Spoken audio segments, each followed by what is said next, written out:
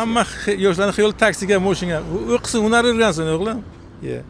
18 yoshga to'lib qolganingizda nima qilardingiz? Uni yaratganning o'zi biladi, Xudoning o'zi biladi. O'qigan bo'laydim-da. O'qiydim institutga, hunar o'rganaydim ukajon. Oliy ma'lumot bilan institutga o'qirdim. Qilgan xatoim shu, o'qimaganman.